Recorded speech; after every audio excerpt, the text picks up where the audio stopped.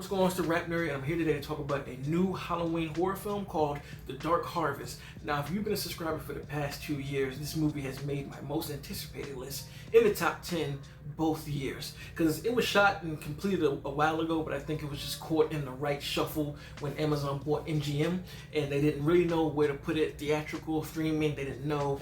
But I'm thankful to say that they put it out on digital, and you can rent it, buy it, watch it, whatever you do right now, and let's talk about it.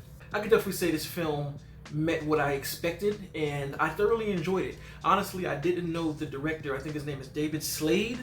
If I got that wrong, excuse me, but he directed 30 Days a Night, so off rip, that had me excited and piqued my interest. So let's start with the story. So it takes place in 1960 something, I forgot the exact year, in this northwestern town, and every Halloween, these teenage boys get drafted almost army-like to go out that night and stop this creature named Sawtooth Jack, which is like this Scarecrow-esque creature from making its way to the church before midnight strikes. And they have to stop this creature from getting to the church, because if the creature does make it there, there's this big deadly sandstorm that wipes through the town and just kills a lot of people. If you just hear that, I'm pretty sure your interest is like, wait a minute, what? Some teenagers go out on Halloween night to fight a creature? What the hell? And that's really what pulled me into this movie. And I can say the film definitely delivered. The way that Sawtooth looks is creepy. It's unsettling. Like when you get a good look at it, it's just like the way that it moves. Everything about that aspect of it just works really, really well. And even the details on the teenagers going to fight, there's something in the story that they don't tell you in the trailer, of course. And they do some extra things to go along with these teenagers that get drafted that makes the terror and rage of everything of Halloween night go even crazier. So this lore really works for me. And the one downfall that I can say with this movie, it's about an hour and a half, but I feel like this could have easily been a 2-hour movie just to fill in more blanks, because honestly, the first half of the movie, you're a little lost as to what's going on because they don't explain things until you get to the second half, and the town just goes with whatever they're given, and it's just something that this specific town does and did. And the teenager that does end up killing Sawtooth before midnight, they get a classic car, some money, and they get to leave town. So that right there tells you what's going on in a nutshell. Like, people can't even leave this town unless they defeat Sawtooth. So that just opens up an even bigger can of worms as to why this is going on. How do we even get to the state to where this town is like that? And there's just a lot of questions, and a lot of them do get answered, but you can tell that there's more to the story than what we got in the movie, right? The characters here, they're not fleshed out that well. I think the only person you really get to know is the main character, and I forgot what his name is. I'm bad with names, sorry.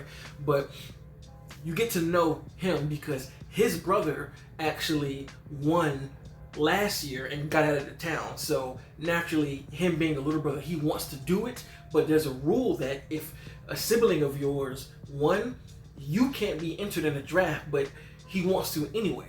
So that his whole dynamic is on full display in the film, and you really follow him the entire time. And you're given enough to care about him, but I can definitely say the other characters, not really much is given to them. They're just townies, if you will, that just kind of fill up space and make things go crazier, right? The thing about this film is, and like I said, you don't really know a lot in the first half, but it's still just a fun ride because of this deity that they have to deal with, and everybody in the town is kind of weird. People are kind of off kilter. Some people seem like they want to be there. Some people seem like they don't want to be there but can't get out. So it's this real up and down of like, what the fuck is going on this entire time? As you get to the end of the film, it really reveals the town's secret and why things work the way they do, that really turn the whole film around, honestly. You go in looking at things from this perspective because it's how it's presented, but when more information is revealed to the main character, you're like, oh, that's why they're doing this. So I really enjoyed the story aspect of it. And like I said, the character dynamics, but it didn't really bother me because I'm here for Sawtooth, I'm here for the lore, and I'm here for the main kid who you see the movie through his lens. And this movie has mayhem. Like when shit starts going, like when Halloween night pops off, it is full-on mayhem in ways that you don't even expect it to happen. Because of course, Sawtooth is just mowing through people. And we talking about decapitation, we talking about people getting split in half. There's one scene that's just like shining levels of blood that I didn't really expect, and the way that it's edited just made me laugh. I was just like, oh. The cinematography here is like gorgeous. It feels like the whole movie was on a soundstage, almost in the same light as like Sin City was. There's visual effects in here that look like something pulled straight out of that. And that's the one thing about this movie that I do like, is it feels a lot like a graphic novel in a sense, and it's based on a novel anyway. So I'm pretty sure going into this movie, David was like, I want to make this feel like you're reading a book, and it definitely does feel like that. Like you're turning the page to see this nice picture. I mean, one of the first shots we see is a kid holding a wrench, and he has this mask on. He's looking to the left or the right, I forgot which one, and there's this moon behind him. It's just this nice wide shot, and it just stays there, and it's gorgeous. A lot of slow pans where you just see the crops in the cornfield waving, and with the moon just right in the top corner. It looks very picturesque. A lot of iconography in here. Even with Sawtooth, I think his design is crazy. Like, that is some creepy shit. Like, there's some points where you get to see him, and I'm like, ooh, Jesus. So when it comes to all the horror qualities, the boxes are checked and did not disappoint there. There are a few moments when you can see the smaller budget peeking through the cracks a little bit, some CGI moments. Some look great, and I think they were going for that look anyway, so it kind of fits what they were doing. Like I said, looking like a graphic novel. But then there are other points where it's like, and I don't really know the budget. I saw online that this movie cost $10 million, which I could see, you know, but for $10 million, I think they really got their money's worth with what they were able to do with this film. Like, this movie to me even feels like there might be like a director's cut. There's got to be about 15 to 30 minutes hiding that was on the cutting room floor, because it seemed like they cut this movie for theaters but decided to put it on streaming, so the missing pieces aren't there. And the Halloween atmosphere is 100% there. The leaves are changing colors. They have like a whole bunch of jack-o'-lanterns lined all across the city that really bring in the, you know, that Halloween energy in the air there.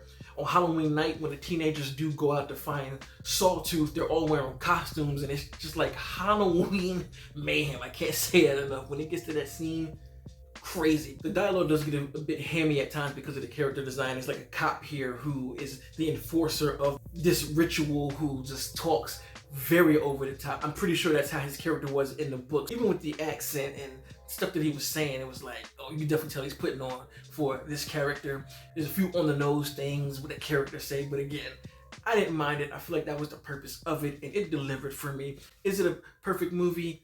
No. But one more thing I forgot to mention earlier, I was sitting down editing this and I was like, you know what, I need to mention this about this film. One of the reasons why I give it passes for whatever hiccups and issues that do come with it is the idea and the concept is super original.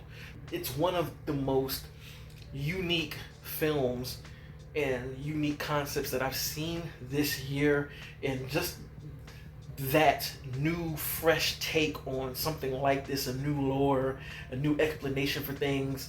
It just pulled me in and gripped me so much to make me want to rewatch the movie over and over again, just to kind of see the writing on the wall with the way the ending works out. So the creativity is at full 100% in this movie, and that's what honestly made me enjoy it so damn much as well. This will be a Halloween movie added to my annual watch because I enjoyed it that much. So if you've seen the movie, let me know in the comments what you think, and if you like this kind of content, make sure to like and subscribe, and until next time, peace.